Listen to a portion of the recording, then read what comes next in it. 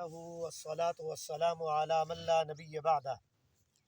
أما بعد فأعوذ بالله السميع العليم من الشيطان الرجيم بسم الله الرحمن الرحيم كل نفس ذائقة الموت ثم إلينا ترجعون وقال تبارك وتعالى في كلام المجيد والفرقان الحميد يا معشر الجن والإنس إن استطعتم أن تنفذوا من أقطار السماوات والأرض فانفذوا لا تنفذون إلا بسلطان وقال النبي صلى الله عليه وسلم كل مولود يولد على فطرة الإسلام فأبواه يهودانه أو ينصرانه أو يمجسانه صدق الله العظيم وصدق رسوله النبي الكريم الأمين ونحن على ذلك لمن الشاهدين والشاكرين والحمد لله رب العالمین۔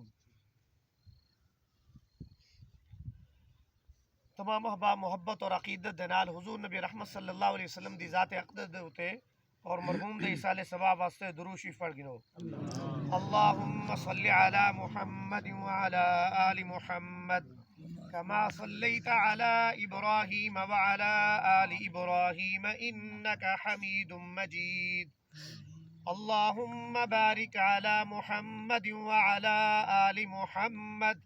كما باركت على إبراهيم وعلى آل إبراهيم إنك حميد مجيد۔ دنیا کے اے مسافر منزل تیری قبر ہے،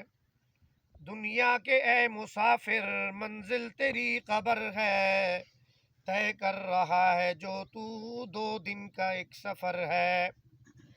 جب سے بنی ہے یہ دنیا لاکھوں کروڑوں آئے، باقی رہا نہ کوئی سب مٹی میں جا کے سمائے۔ اس بات کو نہ بھولو سب کا یہی حشر ہے، آنکھوں سے تو نے اپنے کتنے جنازے دیکھے، ہاتھوں سے تو نے اپنے دفنائے مردے کتنے، انجام سے تو اپنے اتنا بے خبر کیوں ہے، دنیا کے اے مسافر منزل تیری قبر ہے۔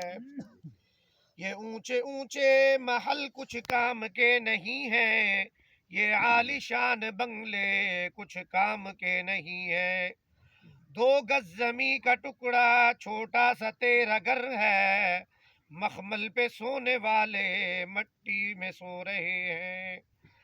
شاہ و گدا یہاں سب ایک ہو رہے ہیں، دونوں ہوئے برابر یہ موت کا اثر ہے، مٹی کے پتلے تم کو مٹی میں ہے سمانا، ایک دن یہاں تو آیا ایک دن یہاں سے جانا، رہنا نہیں ہے یہاں پر جاری تیرا سفر ہے، دنیا کے اے مسافر منزل تیری قبر ہے۔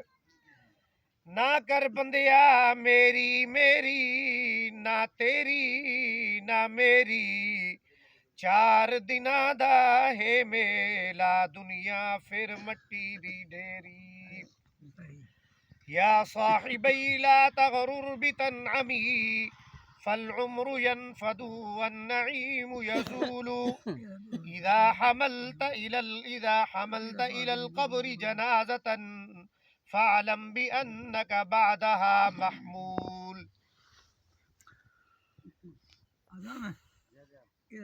تسا حضرات دے سامنے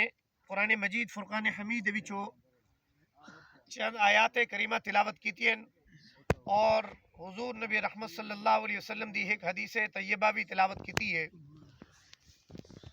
حضور نبی رحمت صلی اللہ علیہ وسلم دی ذات اقدس دے اتے نماز والا درود شریف پڑھے سے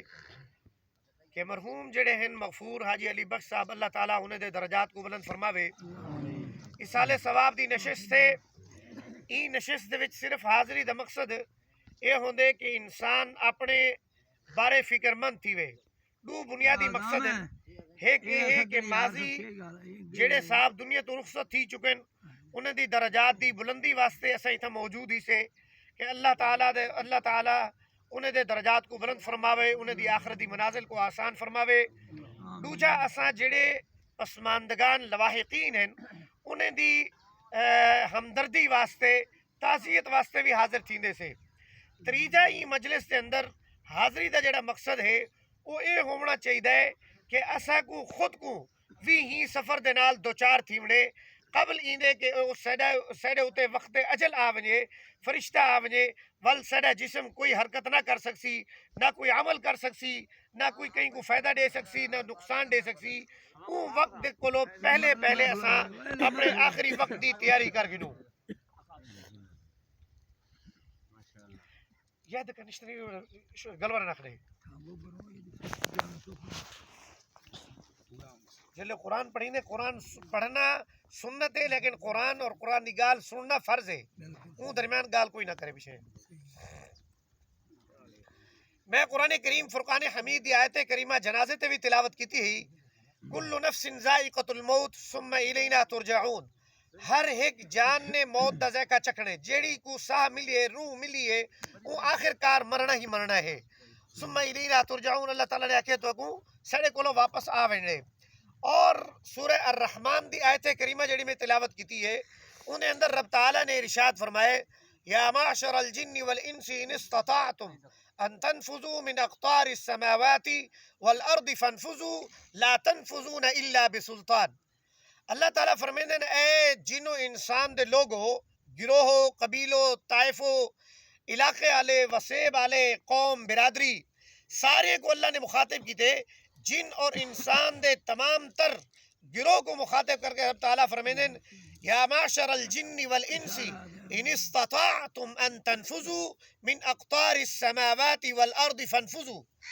کیا تساں نکل سکدے وے زمین اور آسمان دے درمیان کئی خطے دے وچ بھی ون سکدے وے تے ون کے دکھاؤ۔ لا تنفذون الا بسلطان، موت کو لو کوئی فرار کہنی، جت کتھیں بھی ویسو اتھا گو موت دا فرشتہ تورے سامنے موجود ہو سی۔ حضرت سلیمان علیہ السلام دے زمانے دے اندر اللہ تبارک و تعالی رب العزت نے ہوا کو انہیں دے تابع کر دیتا ہے، جن بھی انہیں دے تابع ہن، اور انہیں دی مجلس دے اندر ایک بندہ کھڑا تھیا آگے موجود ہے، انہیں دے درباری بنیا کھڑے دیتا پہ کہ ایک بھی بے کونے کھڑیا ہو یا بندہ میں کو گھور گھور کے دیتا پہ، تک تک کے ٹک ٹکی نگاہیں نال دیتا پہ۔ وہ حیران پریشان تھیا، خوف زدہ تھی گیا، ایک کوئی خیر دی گال ہے یا شر دی گال ہے، یا ای میرے کو کشے گھننا ہو سی یا میں کو کشے ڈمڑا ہو سی، ای کیوں میں کو دیتا کھڑے، یا میرے کو لکڑ چاندے یا میں کو ڈراون چاندے، کوئی نہ کوئی سبب ہے۔ لہٰذا انہیں حضرت سلیمان علیہ السلام کو گزارش کی تھی کہ اے اللہ تبارک و تعالی رب العزت پیغمبر تسا ہوا کو حکم دیو میں کوئی مجلس کو گھر وجے کہیں بھی جاتے چھوڑاوے۔ حضرت سلیمان علیہ السلام نے پوچھا کہ وجہ کیا ہے، انہوں نے کہا کہ اے ماجرا ہے۔ حضرت سلیمان علیہ السلام نے ہوا کو حکم دیتا انہیں کو گھن کے کہیں بے علاقے چھوڑ دیتا، ڈیرہ غازی خان چھوڑ دیتا یا کہیں علاقے دے اندر چھوڑ آیا۔